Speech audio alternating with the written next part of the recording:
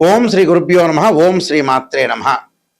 శని శని గ్రహము చాలామంది కూడా ఎల్నాటి శని ఎల్నాటి శని అంటే ఏంటంటే ఏదైతే రాశిలో ఉంటారో వాళ్ళకి జన్మశని, ద్వితీయ స్థానంలో వాళ్ళ రాశి నుంచి ద్వితీయ స్థానంలో శని ఉంటే దాన్ని దాన్ని కూడా ఎల్నాటి శని అంటారు.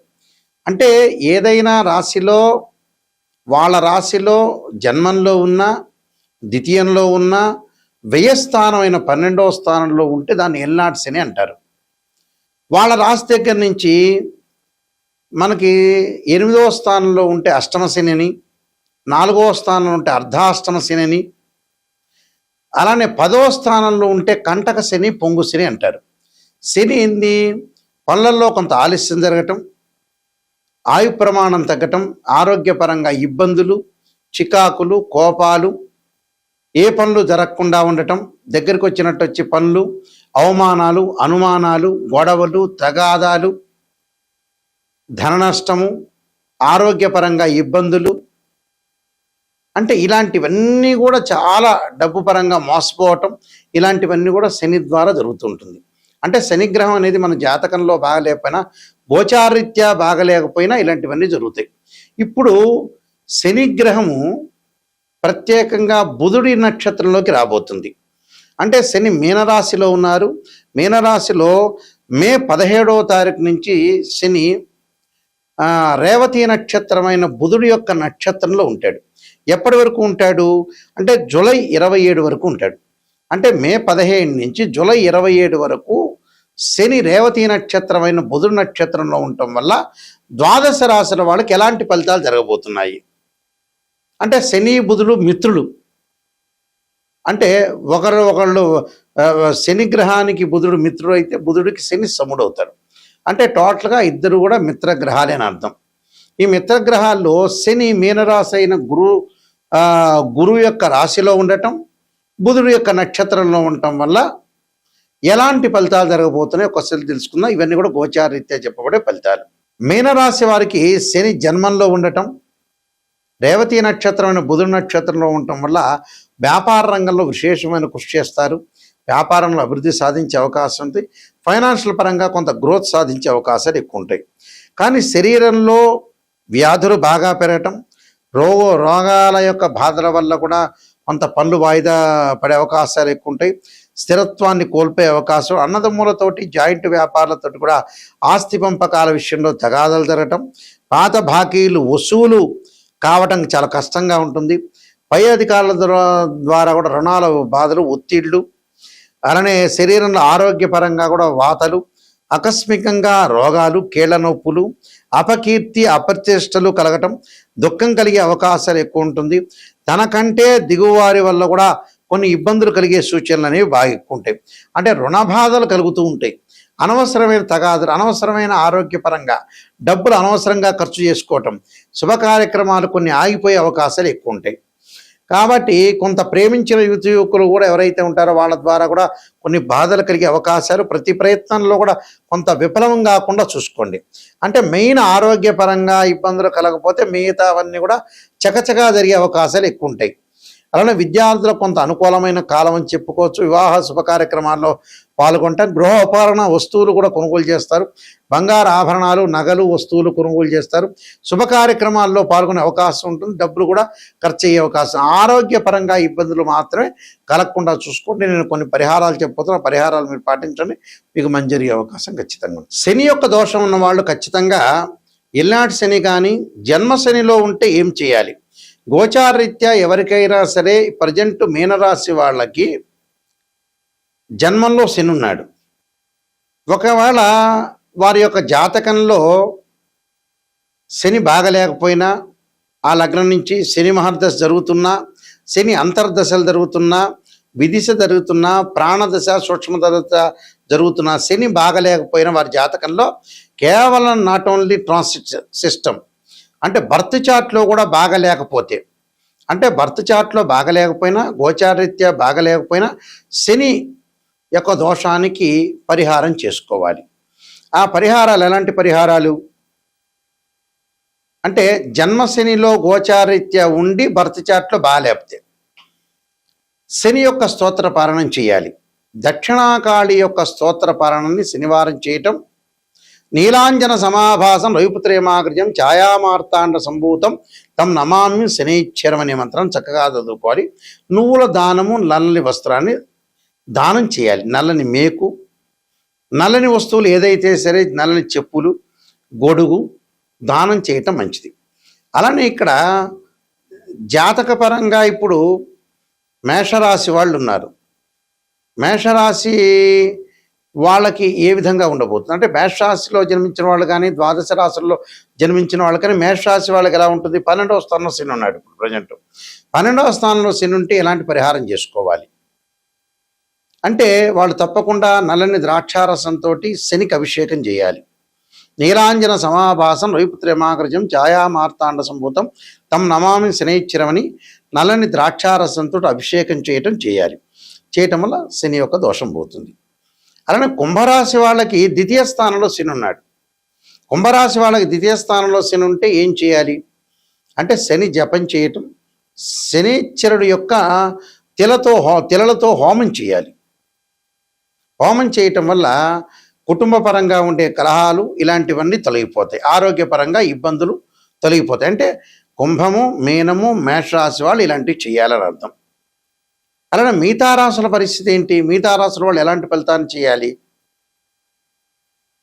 అని అంటే, ఇక్కడ అష్టమ స్థానాన్ని తీసుకుందాం. సింహరాశి వారికి ఏ విధంగా ఉండబోతుంది? సింహరాశి వాళ్ళకి అష్టమ స్థానం శని. వాళ్ళు తప్పకుండా శని జపం చేయటం, శని హోమం చేయటం, దాంతోపాటు నువ్వులతో చేసిన, నువ్వులు బెల్లం కలిసిన చేసిన ఉండల్ని తయారు చేసుకుని ప్రధాన అర్చకులకు ఇచ్చి అందరికీ కూడా భక్తులకు వితరణ చేయమని చెప్పాలి. దానివల్ల తొలగిపోతుంది. అలానే 4వ స్థానంలో శని ఎవరికి ఉన్నారు? ధనస్సు రాశి వాళ్ళకు ఉన్నారు. ధనస్సు రాశి వాళ్ళకి చతుర్థ స్థానంలో శని ఉండటం వల్ల వాళ్ళు ఖచ్చితంగా చేయాల్సింది ఏమిటి అని అంటే, నువ్వులు దానం చేయటం, నల్లని వస్త్రము, నల్లని మేకు, నల్లని చెప్పులు, నల్లని గొడుగు దానం చేయాలి. శనికి అభిషేకం చేయాలి. ఎలాగా? నువ్వుల నూనెతోటి, తిలలతోటి అభిషేకం చేయాలి వాళ్ళు చేయాల్సింది. అంటే ఈ చతుర్థ స్థానంలో శని ఉన్నారు కాబట్టి ఈ విధంగా రెమెడీ చేయాలి. అలానే కంటక లేదా పొంగు స్థానం అన్నాము అంటే, వాళ్ళ రాశి దగ్గర నుంచి దశమ స్థానంలో శని ఉంటాం. ఎవరికి ఉంది దశమ స్థానంలో? మిథున రాశి వాళ్ళకు ఉంది. మిథున రాశి వాళ్ళకి దశమ స్థానంలో శని ఉండటం వల్ల వాళ్ళు చేయాల్సింది, శనికి పంచామృతాలతోటి, పండ్ల రసంతో, చెరుకు రసంతో, నువ్వుల నూనెతోటి, తిలలతోటి అభిషేకం చేయాలి. వీలైతే హోమం చేసి నల్ల నువ్వులు, నల్ల వస్త్రాన్ని, నల్లని మేకుని, నల్లని గొడుగుని, నల్లని చెప్పులను దానం చేయాలి. అంటే కుంభరాశి వాళ్ళు, మీనరాశి వాళ్ళు, మేషరాశి వాళ్ళు, మిథున రాశి వాళ్ళు, సింహరాశి వాళ్ళు, ధనుస్సు రాశి వాళ్ళు దానం చేయాలి. మిగతా రాశుల వాళ్ళకి ఒకళ్ళ వ్యక్తిగతంగా వాళ్ళ బర్త్ చార్ట్లో జాతకపరంగా దోషం ఉంది అనుకుందాం. అంటే వృషభము, కర్కాటకము, కన్య, తుల,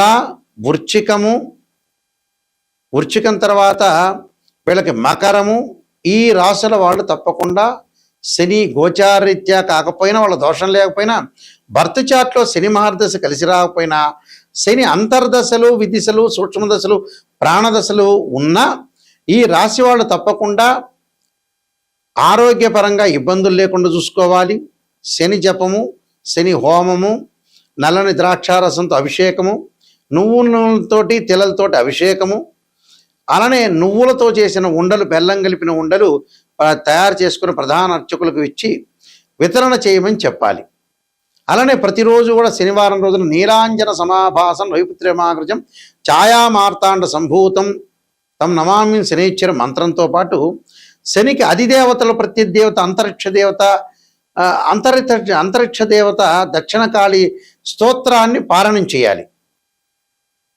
అంటే ఆ పారాయణం చేయటం వల్ల మనకి మంచి జరిగే అవకాశాలు ఎక్కువ ఉంటాయి.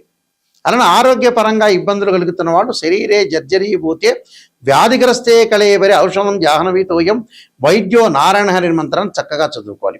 ఈ నియమాలు ఇవి పాటించండి. శనివారం రోజున ఉపవాసం చేయండి. వెంకటేశ్వర స్వామిని ఆరాధన చేయండి. వెంకటేశ్వర స్వామిని బియ్యపిండితో 2 దీపాలు పెట్టి చక్కగా ఆవు నెయ్యి వేయండి. ఆవు నెయ్యి వేసి 2 ఒత్తులు వేసి దీపారాధన చేయండి. దీపారాధన చేయటం వల్ల మనకు మంచి జరిగే అవకాశాలు ఉంటాయి. నేను కాలసర్పయోగము, కాలసర్పయోగ చంద్రిక, రాహుకేతులు, ఛాయాగ్రహాలు, బృహత్ పరిహార సింధు, జాతక చంద్రిక, వివాహ మార్తాండము, స్వప్నశాస్త్ర ఫలదీపిక, పుత్ర గణపతి వ్రతము, సర్వదేవతా గోత్రులు పార్ట్ 1, పార్ట్ 2, అలాగే నవగ్రహ దోషాలు పోవటానికి దశమహావిద్యల అమ్మవారి యొక్క పారణము, ప్రొడక్షన్ ఆఫ్ ఆస్ట్రాలజీ, ఇలాంటి నెంబర్ ఆఫ్ ఆస్ట్రాలజీ బుక్స్ రాశాను.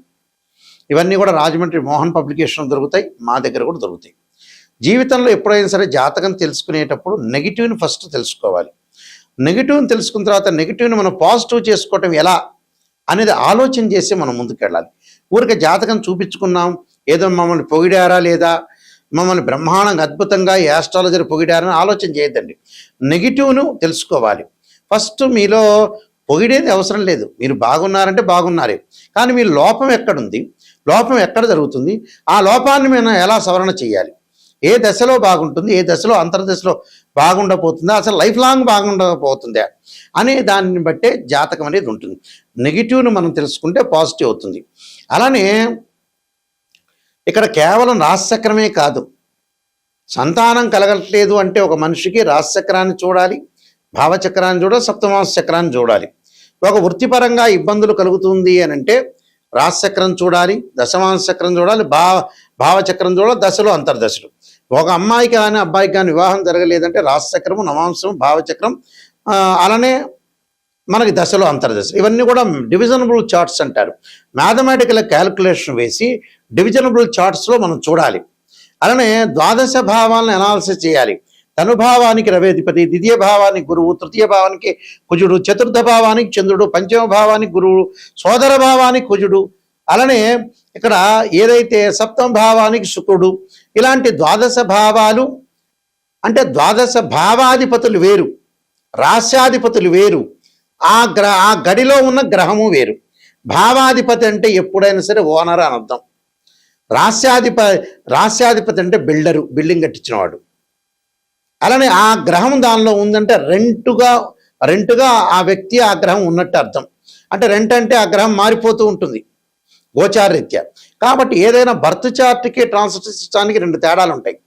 ట్రాన్సిట్ సిస్టమ్ ఎప్పుడు కూడా 20% జాగ్రత్తలు, సూచనలు, ఈ నెలలో ఎలా జారుతుండాలి, ఎప్పుడు ఎలా జారుతుండాలి, సూచనలు, గోచారం. బర్త్ చార్ట్ అంటే ఏమిటి, జీవితంలో ఒక చెట్టుకు వేళ్ళు ఉంటాయి చూసారా, ఆ వేళ్ళు బర్త్ చార్ట్. ఆ వేళ్ల పైన కాండం ఉంటుంది, కాండానికి కొమ్మలు ఉంటాయి, ఆ కొమ్మల దగ్గర ఆకులు ఉంటాయి, ఆకులు అనేవి గోచారం. ఆకులు అంటే ఏంటి, రైన్ సీజన్లో వస్తాయి, వింటర్ సీజన్లో అలానే ఉంటాయి, సమ్మర్ సీజన్లో కిందకి రాలిపోతుంటాయి. అంటే ఎప్పుడైనా మ్యాథమెటికల్ క్యాలిక్యులేషన్ వేసి డివిజనబుల్ చార్ట్ చూసి శని ఎక్కడున్నాడు, శని నీచ స్థానంలో ఉన్నాడా, ఉచ్చ స్థానంలో ఉన్నాడా, ఏ స్థానంలో ఉండబోతున్నాడు, ఏ స్థానంలో మంచిది అనేది మనం చూసుకొని జాతకరీత్యా క్లారిటీగా మనం ఒక డిక్లరేషన్కి రావాలి. జాతకంలో ఇలా ఉండబోతుంది తెలుసుకొని ముందుకెళ్తేనే మీకు మంచి జరుగుతుంది. అందువల్ల www.nayakanti.com కానీ .in కానీ చూడండి. స్క్రీన్ మీద స్క్రోలింగ్ అవుతున్న నెంబర్ నా దగ్గరికి వస్తుంది, నేనే మాట్లాడతాను, కన్సల్ట్ చేస్తాను. అందువల్ల ప్రతి విషయాన్ని కూడా కూలంకషంగా తెలుసుకోండి. నిజంగా తెలుసుకోవాల్సిన వాళ్ళు నెగిటివ్ తెలుసుకోవాలి, తెలుసుకుంటేనే మీకు మంచి జరిగే అవకాశం ఉంది. ఎవరైనా సరే నాకు ఫోన్ చేసేవాళ్ళు డాక్టర్ నాయకంటి మల్లికార్జున శర్మ ద్వారా బాగుపడాలి, నెగిటివ్ కూడా నేను తెలుసుకోవాలి, నిజాన్ని తెలుసుకోవాలి, సత్యాన్ని తెలుసుకోవాల్సిన వ్యక్తులు మాత్రమే నాకు ఫోన్ చేయండి. నా ద్వారా బాగుపడే వ్యక్తులు మాత్రమే నాకు ఫోన్ చేయండి దయచేసి.